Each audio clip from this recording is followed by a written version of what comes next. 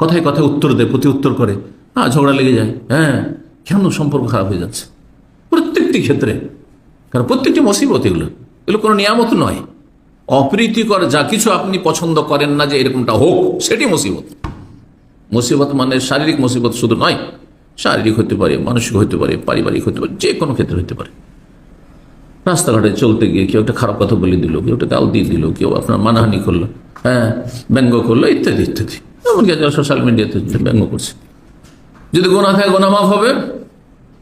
বেদার্থীরা যে কোরআন সুন্নাহর আলেমদের, হ্যাঁ, অনেক সময় ব্যঙ্গচিত্র করছে, অনেক সময় উল্টো পাল্টা তাদের বিরুদ্ধে লিখছে, এগুলো সবসময় বেনিফিট। চিন্তা, বেনিফিট না হইলে আল্লাহ ইচ্ছা করলে রসুলের দুশমন থাকতো না, আম্বিয়াদের দুশমন থাকতো না দুনিয়াতে।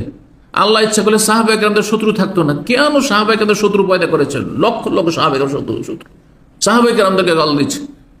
উম্মাহাতুল মুমিন, মুমিনদের জননী উম্মাহাতুল মুমিন নবীর বিবিগণকে গাল দিচ্ছে, কাফের বলছে। আউযু বিল্লাহ। এর মাধ্যমে কি হয়? ওই যে তিনটি বললাম ফায়দা। যার গুনাহ আছে গুনাহ মাফ, যার গুনাহ নাই জিয়াদাতুস হাসানাত, নেকি বাড়ছে। আর কি হচ্ছে? রফুদ দার, মর্যাদা উঁচা হচ্ছে।